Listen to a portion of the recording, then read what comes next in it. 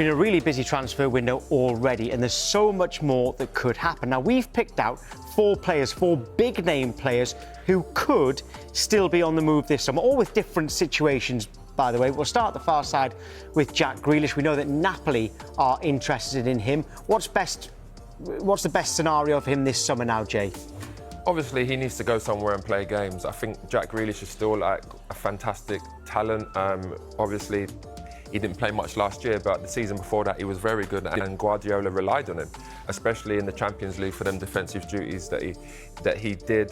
But last season was a terrible season for him. I think his next move, he needs to go in there and play week in, week out. I'm not sure if that would be Napoli. I would like to see him at somewhere like Aston Villa again, or Newcastle, or somewhere like that, even someone like Everton. But there's no doubt about it, he needs to go and play now. And England, Mark. Well, that World Cup is important next year. Yeah. That's it. Every single player, there's a number of players that will be thinking about next summer, and they need to position themselves throughout the course of this transfer window in a club where they feel like they're going to get game time and give themselves the best platform to play. And that's what's crucial for Jack Grealish. He needs to be somewhere, where he's happy and he's enjoying his football.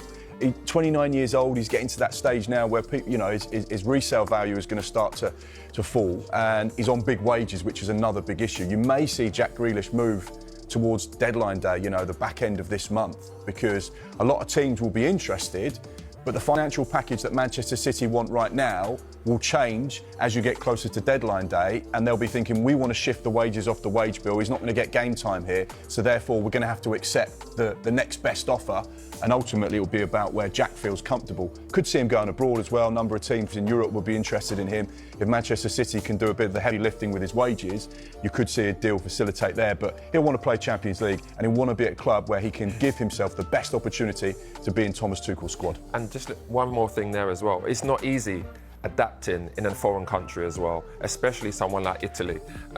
He'll have to learn a new language. That's going to be difficult for him. I feel like his best landing spot would be in the Premier League.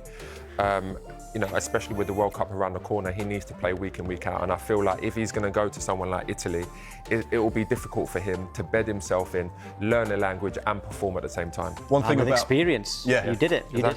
Napoli's interesting as well. We had Ashley Young on a transfer show a couple of weeks ago, and he said the reason he's still playing now in his 40s is because of Antonio Conte and the way he drilled the players like he'd never been drilled before in terms of his fitness levels and the intensity of the training sessions. So whilst it might look on the surface like being great, it might be quite a powerful, difficult move for him to make, and that adjustment might be quite substantial in the early stages. Yeah, and Raheem Sterling also, Napoli also interested in him. We talked about him a little bit earlier on, didn't we? So we'll go to Ollie Watkins now.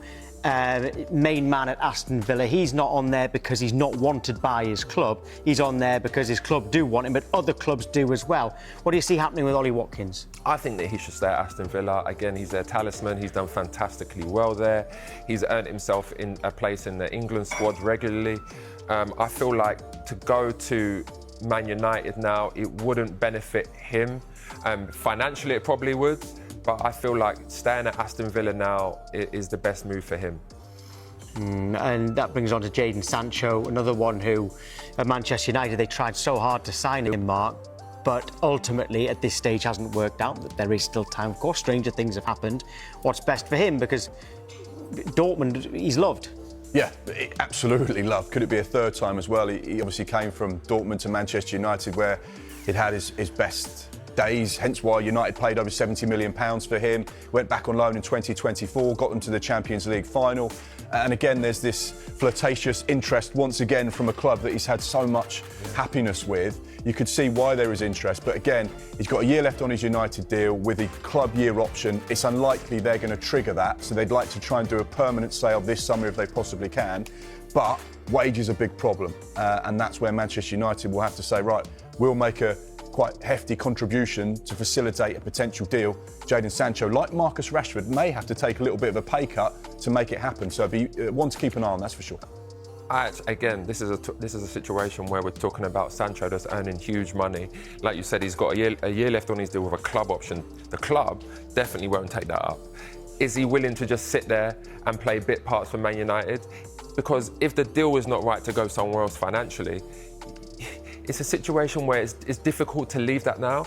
I mean, I've spoken to agents before and they always say never leave money on the table because you never know what's going to happen. He might get an injury next year that puts him out for, you know, a season. Then he's at a club that's paying him a fraction of his wages, and it's difficult. So people will say, you know, he should move, he needs to go and play football, but ultimately, if it doesn't make financial sense, sometimes it's better to stay at the club. Yeah, right, let's see what happens with them. Jay, thank you very much this morning.